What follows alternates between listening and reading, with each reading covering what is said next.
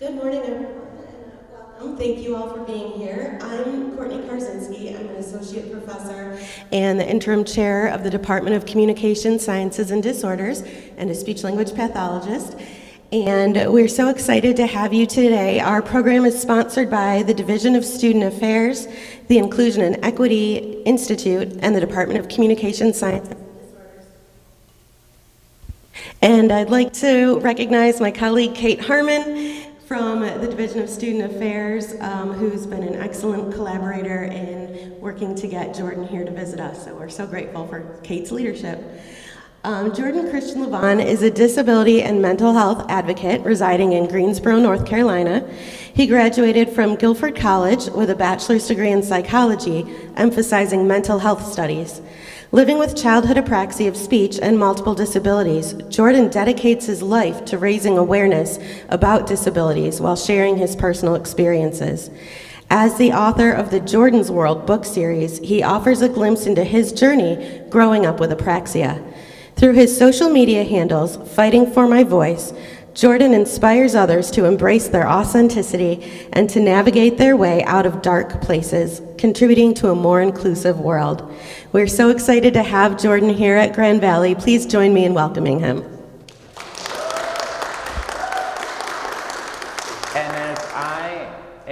As I'm just going to check the mic, can everybody hear well? Awesome. Well,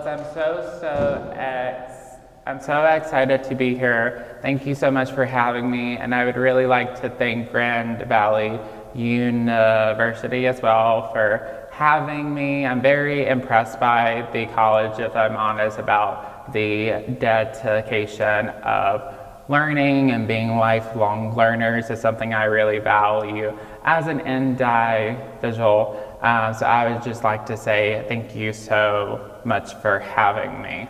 I'm very excited to talk to you guys. I had wanted to tell you more about my journey as an individual with childhood apraxia of speech, not only, but also with multiple disabilities as well, and my journey on finding to be my authentic self. Because as I was growing up, I was given so many mixed messages that somehow who I am is wrong, or somehow my identity is an inconvenience, that's the word, an inconvenience to other people. So I've been along my journey for several years now to accept myself in full, accept who I am. And something that I've definitely learned, just diving right into it, is self-acceptance is an everyday practice. We never just wake up one day and we accept ourselves and the sun is shining and it's like in the movies. And you're like, oh my gosh, like life is so much better now. That is definitely not the case, and that's something that I've learned. So I would just like to tell you more about my journey, if that sounds well, and what my life has looked like along my journey of being my authentic self and accepting myself. So to kind of dive right in, my name is Jordan. I'm 26 years old, and I run the social media blogs under Fighting for My Voice, My Life with Purple Apraxia. I was really inspired to begin the social media pages because I was along my journey of self-acceptance along the age of 20. I really didn't want to be who I am, and I would be lying if I said that I did. I really struggled, and I was in a really dark place within my life. I was really working on accepting myself and owning who I am. And part of that journey was being open about who I am, because for so long, like, I wouldn't talk to other people, like even if I went out and such, or I just would completely be quiet, and I didn't want to share who I am. So one day I found out that the month of May was a Apraxia Awareness Month, which I never knew, but it was. and I was really working on owning who I am. So I had actually, I joined different support groups on Facebook. Previously, I didn't have Facebook, I didn't have social media. I joined it because I was really looking for support. I didn't know anybody else who had apraxia. I didn't meet another person with apraxia until I was around 21. So I was really looking to meet others and such. I went on a support group, and I basically wanted to film something, which was very outside my comfort. Like, I wouldn't even take pictures of myself when I was like 20, and now I'm taking selfies all the time. But I just was like, I need to do something that reinforces to my brain that who I am is okay. Because for so long, as I was saying, I was given so many mixed messages that somehow who I was not okay. So I pulled some questions from a support group for Apraxia Awareness Month. I thought maybe I can educate others. I pulled a few questions, I filmed a video, and I didn't want to post it. I was really self-conscious about it. So I went back into the support group, and I said, I really want to post it, but I'm very self-conscious. And a mom actually made a comment under that post. And she said, oh, well, I wish that you would, because I have a 12-year-old son who has apraxia, and he could really use to see somebody like him. And the quote popped up into my head, and the quote is, be who you needed when you were younger. And when I read that comment, I kind of flashed back to when I was 12, and I was laying in my bed, depressed, because I didn't know anybody else with apraxia. I was severely bullied growing up. I was made fun of not only for my speech, but my self-identity as well. And that just kind of sparked something in me, because I didn't want anybody else to feel that way, and that's never what I want.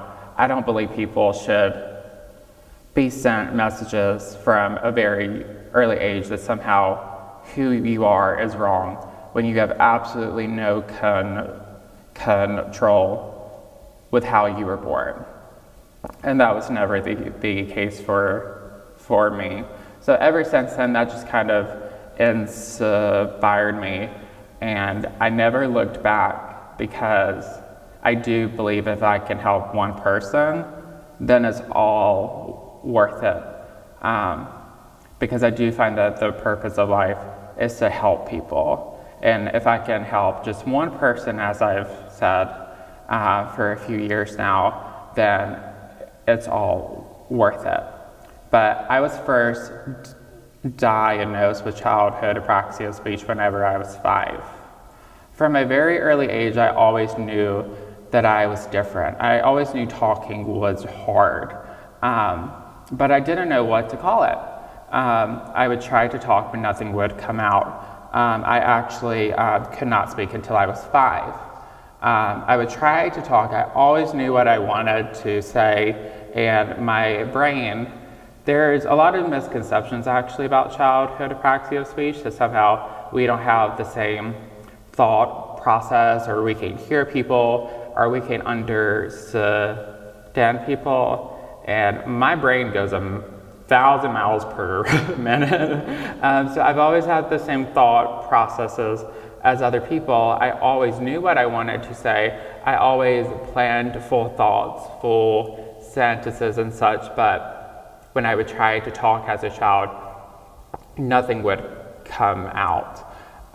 So whenever I was growing up, like, my very close family could grasp what I was trying to say through hand gestures and such, and I like to call it now, like, we had our own little language and such, because I made different hand gestures and to communicate what I wanted to say, because I always wanted to talk. it was never a factor that I didn't want to talk. Now, since I can talk, I don't shut up. I talk a lot. It gets on my nerves at times. But I always wanted to. But whenever I was 5, we found out that I have childhood apraxia of speech. I first began speech services within my public school system. I didn't begin earlier because the very early years of my life was really focused on survival, if I'm honest.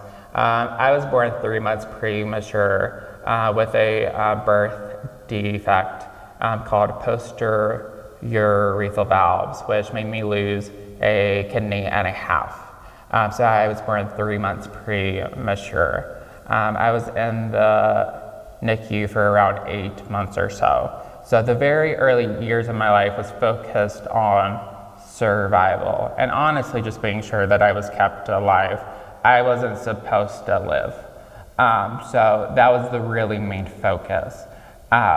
So even though we knew that I had troubles with talking, there are so many misconceptions from doctors that doctors were like, oh, well, he was born so premature. Maybe it's going to take him a few more months since he was born premature for him to talk. I'm like, okay, not the case. That was wrong. But the very early years were focused on that. So we knew that I had childhood apraxia speech when I was 5. And how we actually found out is my speech language pathologist during this time, she knew I had childhood apraxia of speech, but she didn't know how to treat it. This was in 2002, and ASHA actually didn't recognize childhood apraxia of speech till 2007. So prior to ASHA ever recognizing the speech diagnosis, it's always been real, of course. This isn't something new. Adults I talk to with childhood apraxia of speech that are in their 40s and 50s have now just found out within the previous years that they have childhood apraxia of speech as well. But as they were growing up, they didn't know what to call it. But my speech language pathologist knew I had childhood apraxia of speech.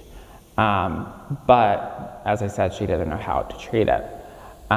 So she actually left me outside of her speech language pathologist room growing up. She didn't let me into her office. Many times growing up, I actually got lost outside of her office. And I remember one time I got lost and I couldn't say my name because as I said, I was 5. I was non-speaking. I couldn't say a word. And they had to get multiple people out to find out who I was. And then they pulled different students out, and my brother Tyler went to the same school as me. And they got to him, and he said, oh, that's my brother Jordan. And from that, that's when they found out that the speech language pathologist was leaving me outside of her room. So as soon as my mom found out, my teacher actually told her. But she feared telling her, of course, because she was afraid that she could lose her job. Because our public school system is not a perfect system, and that's why I'm so passionate about advocating for our public school systems as well. But my mom called for an IEP meeting because I had an IEP. And my mom was like, what's going on? What does Jordan have?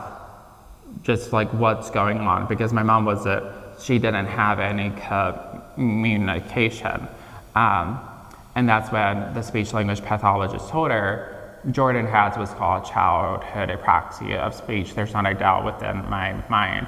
And my mom said, apraxia, what's that?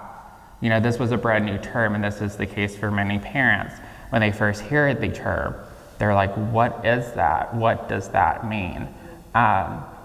So my mom would cling on to a webpage she found online that basically had very little information, but said what the treatment was needed for childhood apraxia of speech. But after this happened, my speech language pathologist actually took all of my files in the middle of the night, and she ran off, and nobody heard from her since. So it was really hard to get me the services that I needed. My mom had to really advocate for me. She did an amazing job, and I can never thank my mom enough, because I know, and according to ASHA, a person will not make gains with their verbal speech without the research evidence-based treatment. So I don't know where I would be today without my mom's advocation, and that's why I thank her today for it. My mom had to call for many IEP meetings as a child. They didn't want to give me what I needed. My mom would make dozens of calls, dozens of meetings, and when they told her that this couldn't be done, she said, it will be done, and it can be done. We have a No Child Left Behind law, and we're not giving up on Jordan, and Jordan is not falling in between the cracks. But the journey along that way was not easy by any means. My childhood apraxia of speech also affected my reading and my spelling as well. I had a lot of troubles with reading and spelling, and it was the same thing as talking. I wanted to read, but it was very difficult for me too. And along that journey, it was a lot of advocation. It was a lot of meetings for my mom. And it was a lot of work for me as well as a child. Being a child who went to speech services 5 times a week for 45-minute sessions was extremely exhausting. It was a lot of work. And to this day, I think that's a lot of work to put on a child, because many of my days were spent in speech sessions. They were trying so hard to say what I wanted to say. But along that way as well, I was really bullied growing up. People would make fun of my talking. People would mock my talking. Some kids didn't want to talk to the boy who couldn't talk. People didn't know how to communicate with me, when really, if they just would have took time, and if they just would have been more accepting, then they would have knew that I had as much to say as they did, if not more. So I really struggled for a long time. And as I was growing up and as I was bullied, I very slowly didn't want to be who I am. And I saw my self-confidence growing up lessen and lessen and lessen. So I really struggled for a really long time with accepting the fact that I do have apraxia, and I really struggled with multiple aspects of who I am. So this very slowly for me turned into not wanting to be who I am, to honestly being transparent, having a lot of self-loathing and self-hatred to myself, really blaming myself, acting like or believing for me that this was somehow something I can control. No person wants to struggle in any way, shape, or form. If it was the choice to me growing up, most likely I would have said no, I don't want to have these struggles, but I do know now that I have these struggles, and it would be an injustice to me to not embrace those and say, this is what I've been through. And this is why I'm here. This is why I'm able to relate to people who are going through similar struggles. But I really, really struggled. And when I was in 6th grade, I really went through speech therapy burnout. Because as I was saying, I went to speech sessions 5 times a week for 45-minute sessions.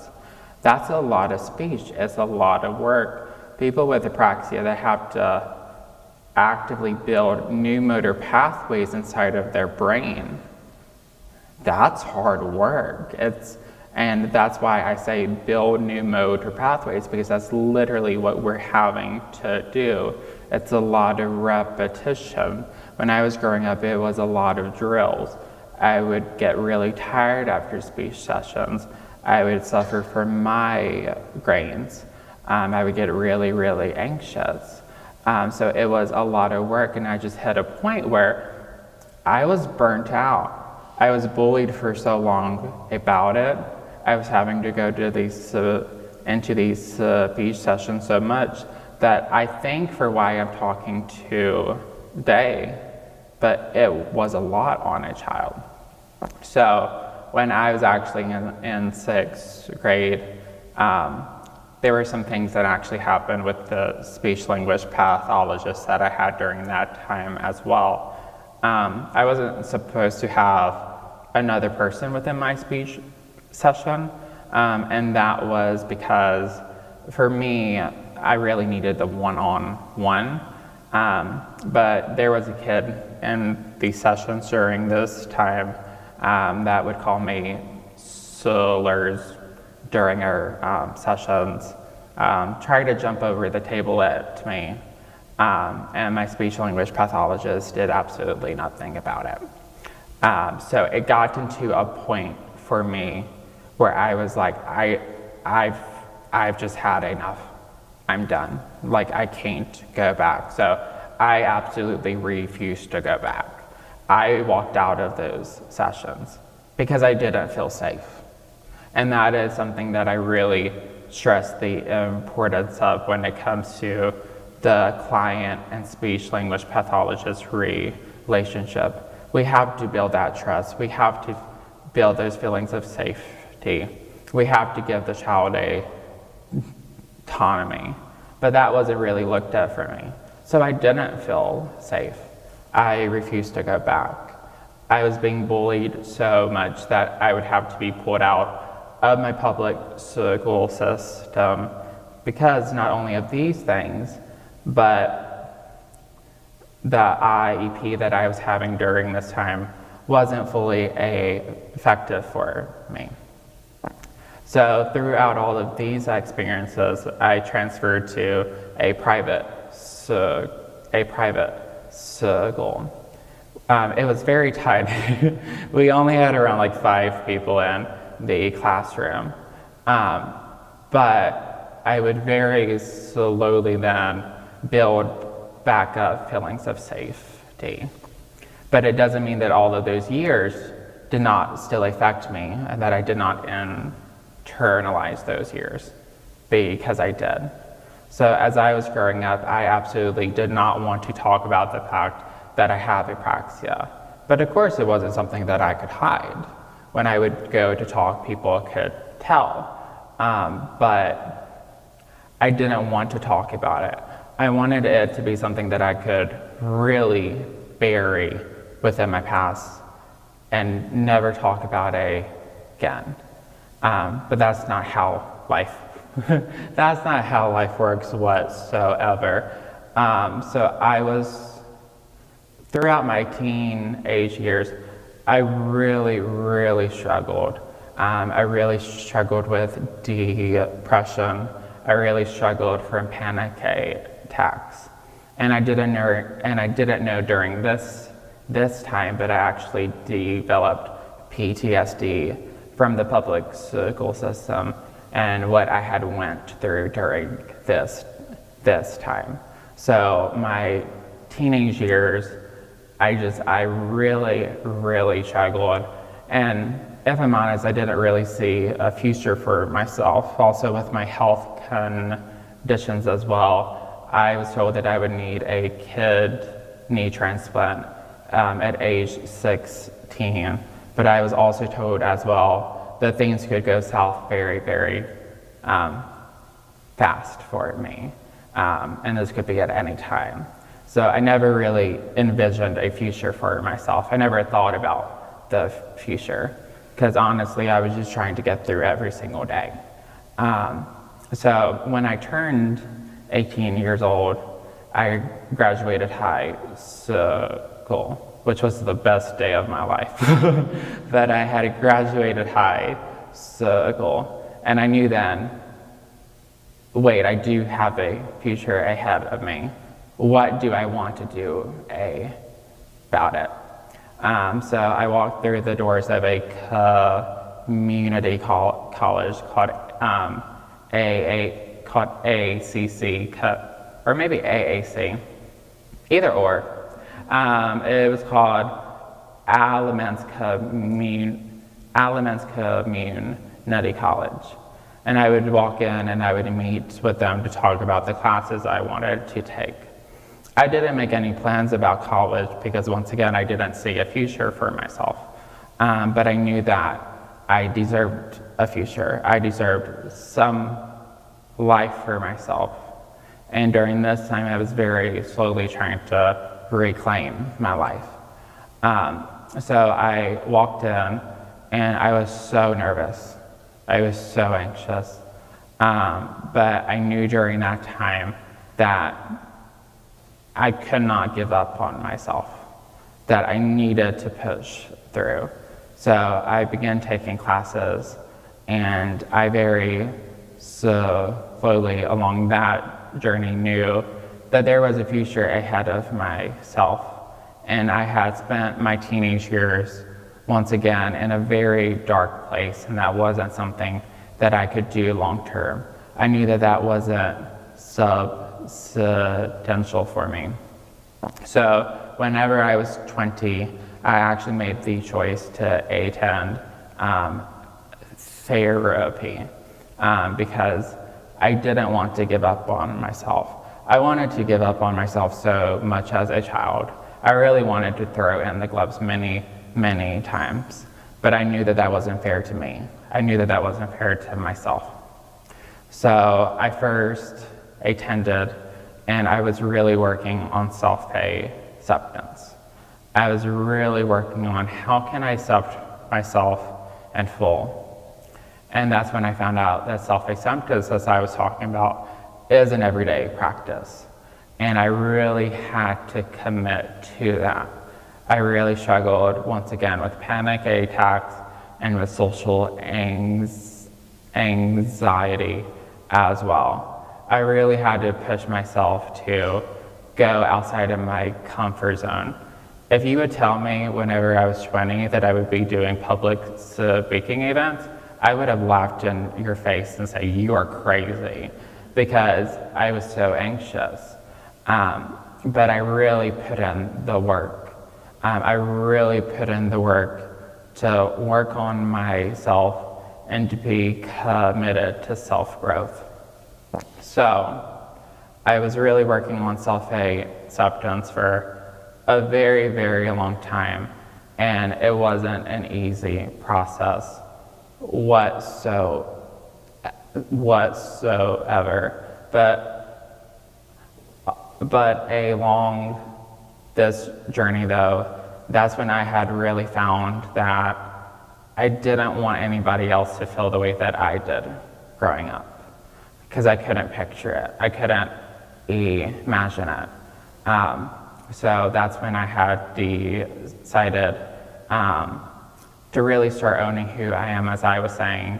And I was very inspired to start my social media pages under Fighting for My Voice. And something that's been great about Fighting for My Voice is I've really been committed along this journey of owning who I am in full.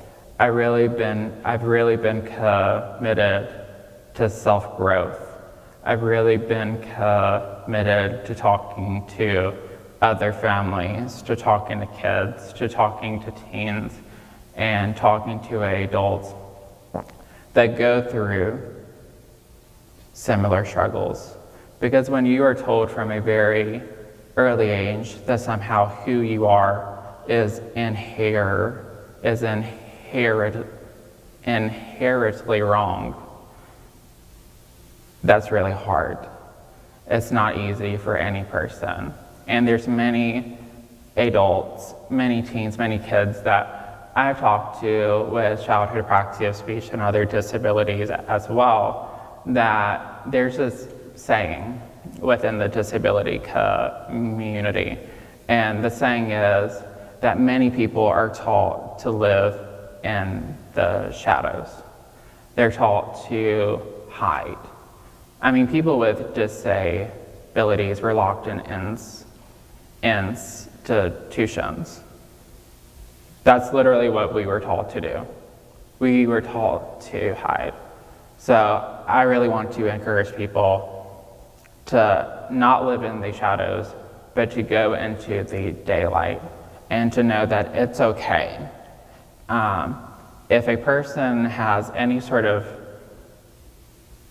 first, if anybody had anything to say about the way I speak, or if it takes me a moment, I'm gonna put them in their place very, very quick, very, very quickly.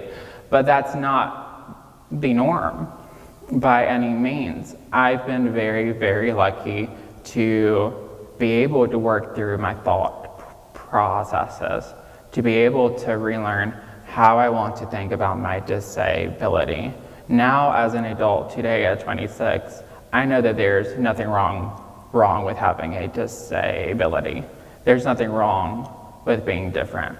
There's nothing wrong with, at times, it might take me more time to say what I want to say, or it might take me more time for any other aspect of the other disabilities I have.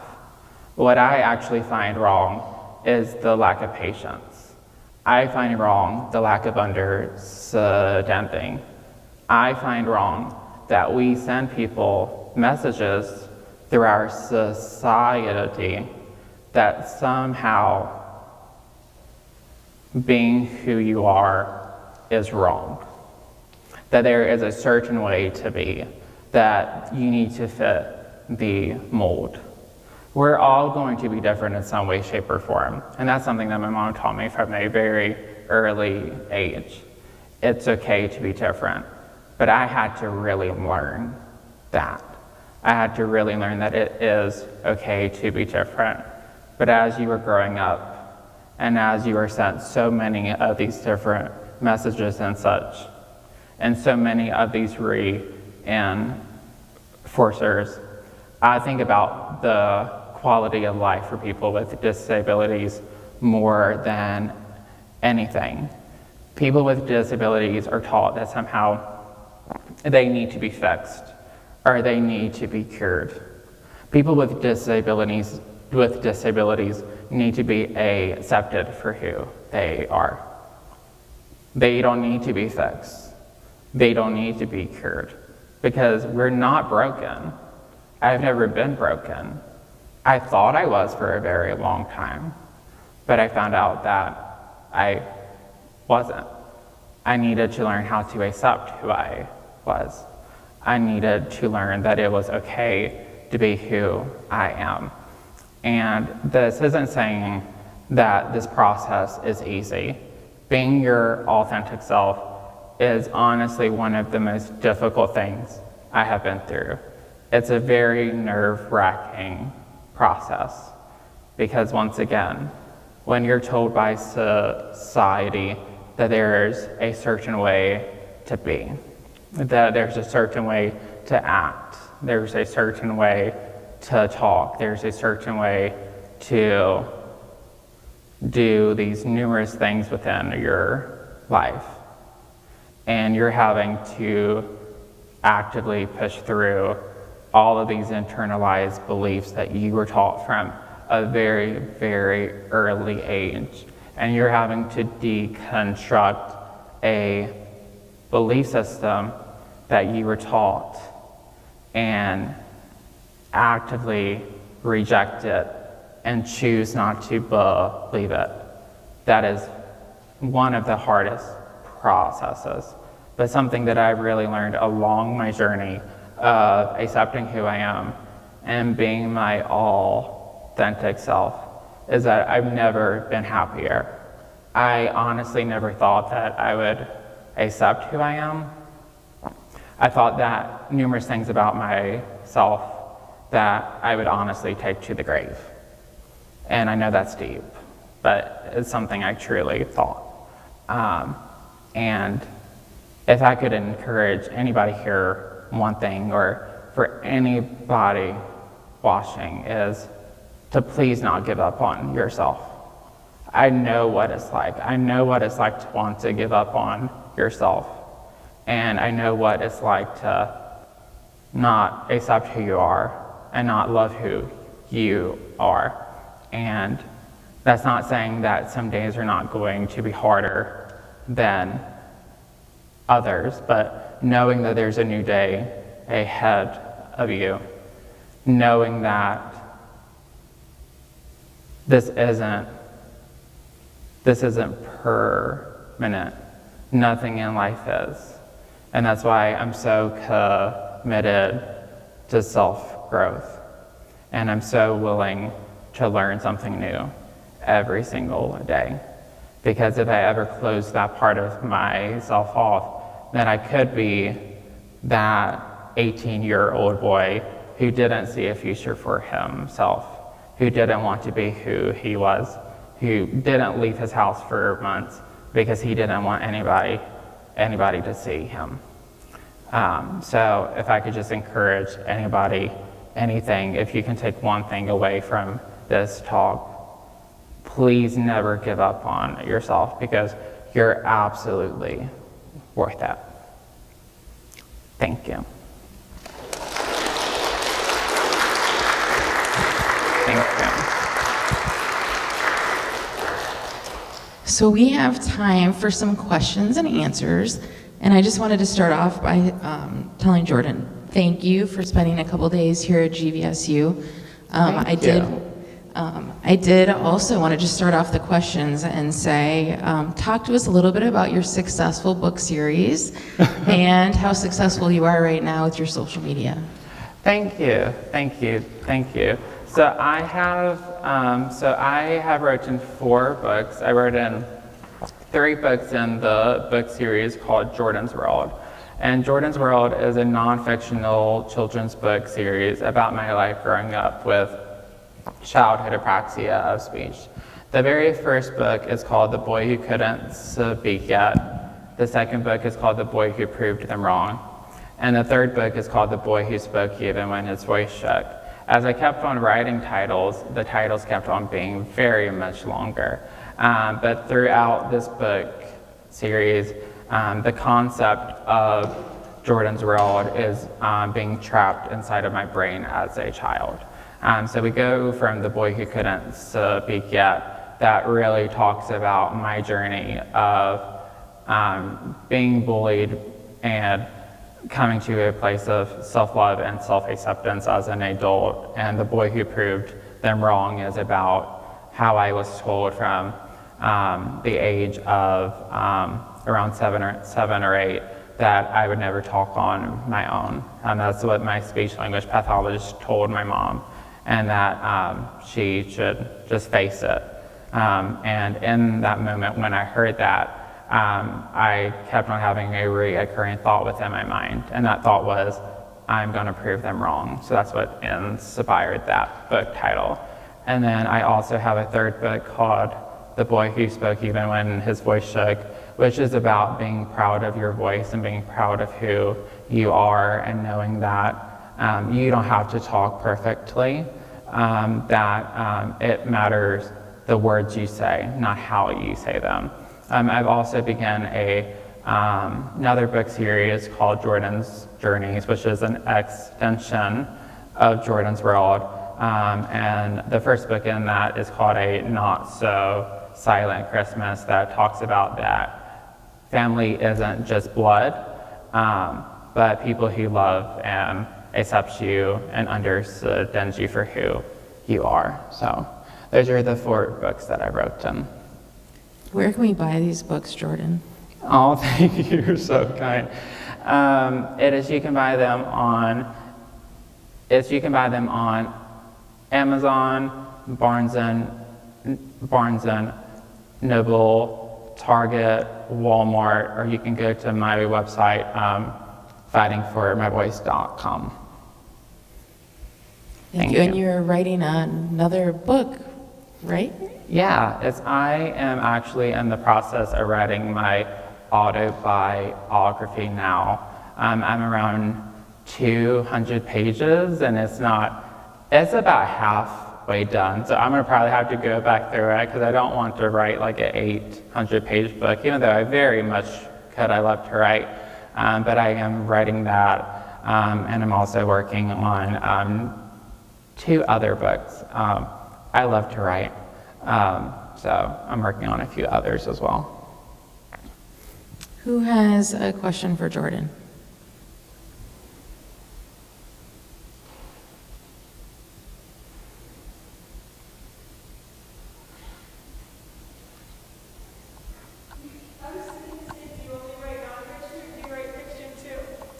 I really, really want to dive into fiction, actually, and that's actually something that I've been working on. I'm so used to writing nonfiction, if I'm honest, but when I was younger, I actually began with fiction. So I would love to write fiction as well. So that's definitely a goal of mine, because I think fiction is very, very cool because you get to be very creative with the plot and the story. So I think it's really fun. Yeah.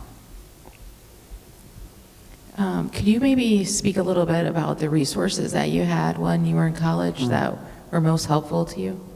Oh, yeah, and that's an excellent question. So I had a 504 plan, and some of the different things that I had during this time that I really, really did need, some of the different accommodations. I had extended verbal presentation time, because many of the times they would try to time them, and that's when I talked to my professors and I said, buddy, it's going to take me a moment. You're going to have to wait. I got extended verbal presentation time, but then also as well, many of the times when I would go through the grading rubrics as well, they wanted to grade off of how clear your speech was and how fast you talked. So I really had to get different accommodations, and that said that they were not allowed to take off points due to that, that I was allowed to take as much time as I needed. I also have ADHD as well, so I got a separate testing room. I also got an extra testing time as well, since I do have dysgraphia as well. And what dysgraphia is troubles with handwriting. People with dysgraphia, the act of handwriting can be very exhausting for us, and at times my hands can get very, very tense, and it can lead to very severe pain. So I also got in as well where I could type out my essays on tests, because something I really ran into is like, if we needed to write like a 2-page essay, I mean, I could definitely do it. I am a writer. I could write you like a 5-page, but if you were trying to like judge me based off of how much I physically wrote, my hands would get to the point of being exhausted, and I couldn't further expand. So there were different things like that that I needed that really, really helped me be able to report my full knowledge, not only within the sense of spoken speech, but then also with writing as well. One of the other things I was hoping that you might mention during the Q&A time is your work and your development of the Apraxia Foundation. Oh, yes, And then please. also the other services that you provide for families going through this with their children. Yes. So I'm the founder and president of the Apraxia Foundation. I founded the Apraxia Foundation in June of 2021. And the reason why I founded the Apraxia Foundation is as I began talking about my life experiences and such, there were a lot of families that came to me saying, we think it's great that you talk about speech services and how much they helped you, but our families cannot afford them. For the average family, it can cost around $150, very roughly, as much as I've saw to $350 for speech services. And these are services that I've said as well that APRAXIA has claimed are required to make gains within your verbal speech. So I founded the Apraxia Foundation to help individuals with childhood apraxia of speech afford research evidence-based services and AAC devices as well. So we've been able to give out grants for the past 2 years. Throughout our time, we've been able to grant over $10,000 to families in need of speech services. And we've also been able to give 12 AAC devices as well in the form of the make model application for the individual case charger and different things within that nature as well. We just got done with our 6-month speech therapy application process, and we are now able to grant out this 6-month period over $10,000 to families in need of speech services and communication devices as well. Because I do believe that the access to services is a basic human right. And I know as an individual with childhood apraxia, I wouldn't be where I'm at today without the research evidence-based services. And I want to give these kids, teens, and adults every chance possible because every person deserves that. So that's the work that we do at the Apraxia Foundation. It's if you know of a person that's in need of financial assistance when it comes to speech services or communication devices, you can seek out more information at the apraxiafoundation.org. And we really do encourage you to, because that's what we're here for. We want to give out our funds. Every donation that goes towards the foundation goes directly back out into the community.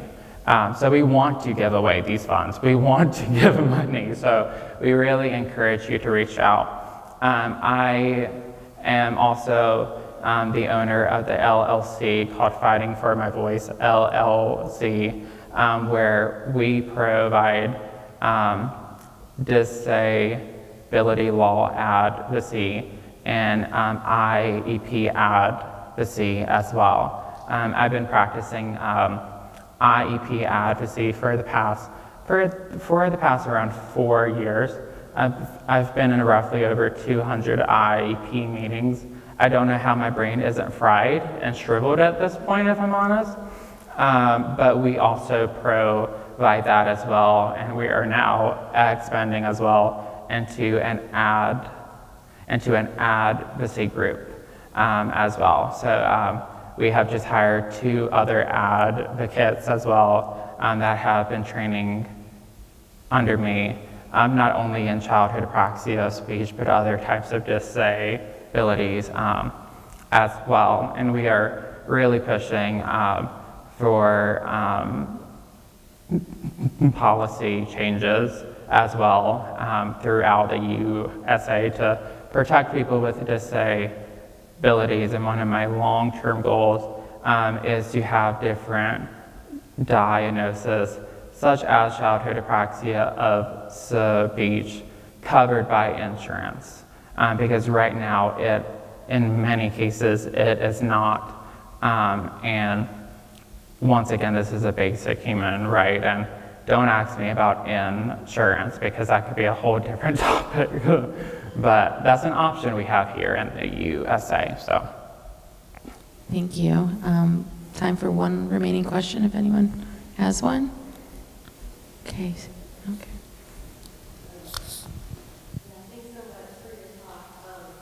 yeah.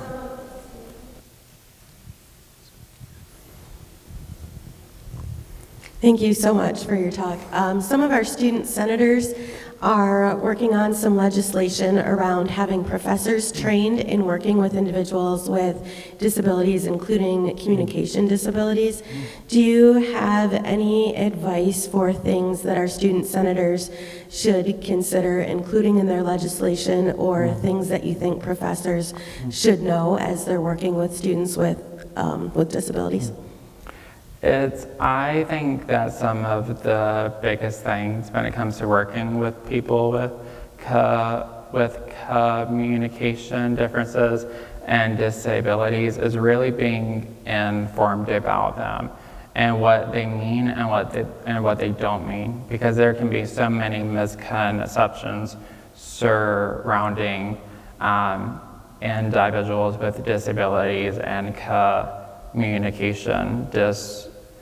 What I've seen a lot is that if a person has troubles talking back, that for some people, they won't attempt an ongoing conversation.